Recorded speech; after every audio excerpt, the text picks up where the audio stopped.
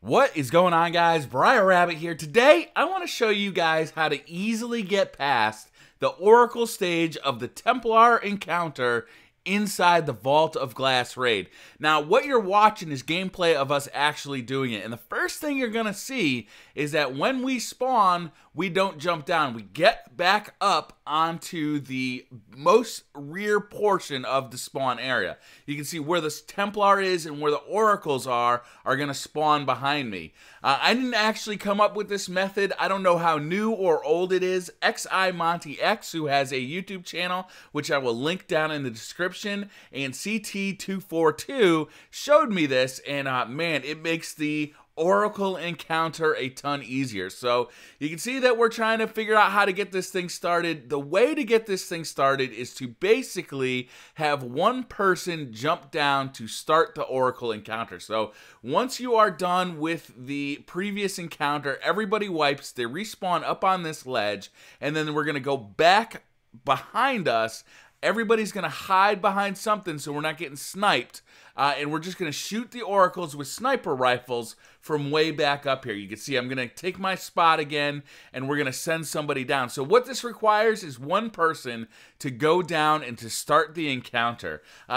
Now, here's a pro tip. If you have a Warlock who can revive, who has a super, and can resurrect himself, he can jump off, and then he'll resurrect himself back on that platform that he's on. So Vitaris is our Warlock right now, and he's just going to fall off of that platform. And what he's going to do is he's actually going to just fall off, then resurrect, and he's going to be back up on this platform, and we are going to start sniping all the Oracles from way up here.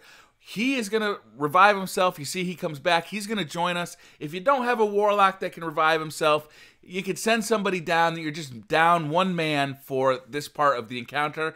And even though it's a cheesing method, you do want to have as many people with powerful sniper rifles up here as possible, because toward the end of the encounter, when a lot more Oracles will start spawning in, you do want to get these things killed as fast as possible so you don't die and wipe.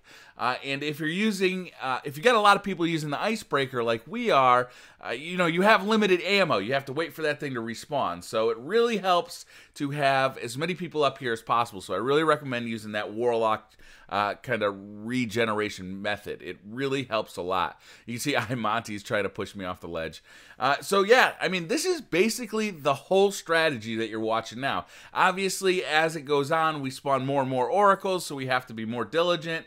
We're also kind of hucking grenades and knives down there just for fun, seeing if we can hit anything with them. But once these Oracles start popping, you know, we're all about just hitting these Oracles. That is the left hidden one, and probably the hardest one to get with this method. You really need to be standing exactly where I'm standing to get there. So you want to make sure you have somebody with a very powerful rifle standing exactly where you're standing, where I'm standing, and then everybody else needs to just be kind of spread out.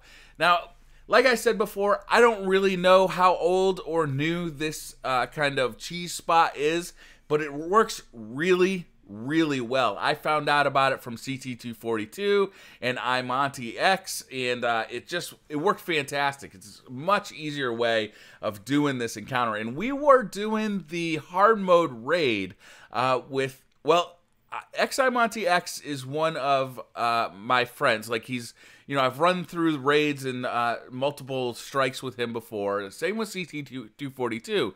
But the other three players in our raid group were basically randoms. There were people that I'd picked up through other means, and I'm gonna make a video about that probably tomorrow, about how to like kind of start a raid group, how to find people who want to do the raid. You know, I was looking to do the hard mode raid. I'd already done the normal mode, and I couldn't find a group of players that, you know, were out there like ready and waiting. So I basically had to form a raid group from scratch. And I was lucky enough that CT242 and XIMontyX joined. But I got 3 players through other methods, like, you know, going on LFG and going on to Reddit. And I'm going to make a video about that later in the week, because a lot of people want to do the raid but don't have, you know, a 6-man team of raiders. Now, This was the hard mode raid, and to be honest with you, doing a hard mode raid with new people, it takes some adjustment because you're not used to communicating with each other. It's fairly difficult. Normal mode is much easier, but hopefully what happens is you start playing with these people that you meet online, and you can form a raid group that, you know, is good enough to get through the hard mode raid. So this is basically the entire strategy. I'm going to keep letting the video play out. Even though the video is a little bit boring, I just wanted to show you how it goes from beginning to end. You know, it's a 10-minute encounter.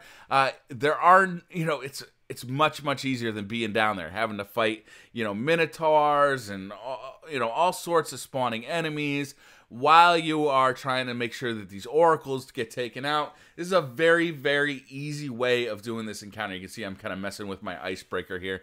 I have been working on fully upgrading this icebreaker. It takes forever to upgrade legendary, or I'm sorry, exotic specials, man. I don't know what it is. Part of it is that I also have patience and time. I also have Plan C. I also have Pocket Infinity. So I kind of split my time between them. Icebreaker is probably the most useful exotic I have. You know, maybe Suros for PvP beats it out, but man, I just find myself going back to Icebreaker constantly. It is a wonderful gun. Monty was actually complaining that it has that regenerating ammo, so you know, it's a little bit slower. You can't just reload it and continue firing. You actually have to wait for it to regenerate, which is, you know, in this particular encounter, it does make it kind of a pain. You could use Praetor's Revenge because it has the extra oracle damage to it, and then you can reload and reload. However, we were light on ammo. A lot of people in this raid group did not bring any special ammo synthesis. You know, I think it was they got the invitation to do the raid and they just jumped in. You know, and we didn't have time to kind of get everything together. You know. But Icebreaker worked fine. We had multiple people using it. Some people in this group were actually completely out of sniper ammo. So we had to really be diligent about getting these oracles out. But it works fine. You can see it's very easy. The top left hidden one is probably the hardest because what you'll see is that all I really can see is a sliver of that oracle. It's just a tiny little oracle. And you really have to be careful about hitting it. And you don't want to waste any ammo because, you know, time is of the essence, especially in the later levels. So we are coming to the end of this. I think we got one more round left. If you guys have already seen this, if you've already seen this cheese, you know, don't be upset about it. This was the first time I'd been exposed to it, and I found it to be really helpful, a really easy way to get through this part. I wouldn't recommend trying to cheese parts of the raid, though, when you're kind of new to it. When it's your first time through, I think it's better to, first of all, run it on normal. You don't want to run it on hard for your first time through. I think you'd be very frustrated because not only do you not know what you're doing, but all the enemies are just messing your world up. You can see there's that left hidden one. That one's hard. The people on the left-hand side of our platform, too, are taking care of the left stairs and the left middle one. So you don't see me firing at those, but all the ones on the right I can see, the one in the middle I can see, and the left hidden one I can see. The only two I can't see are left stairs and left middle. Which is, you know, pretty good. So you could almost do this with fewer people too. You know, but obviously you need 6 people to do the raid. So yeah, I mean, I think this is a great spot. It's a great way of finishing this encounter. Once you finish this part too, you are then rewarded with your kind of, you know, gear, which was nice. I believe I got the boots. I might have got boots, or I might have gotten gloves for this. I'm not positive what my reward was, and it probably just showed it too, but it's a very easy way of getting through this encounter. If you guys have already seen it, let me know. If you guys got any more great raid tips, especially for newbies. Oh, there it was, the Prime Zealot gloves, which I didn't have before. I was using Iron Banner gloves, it was nice to get a new set of gloves, although I actually like the Iron Banner gloves better. So that was the entire encounter. As you can see, it's very easy. You're completely safe up here.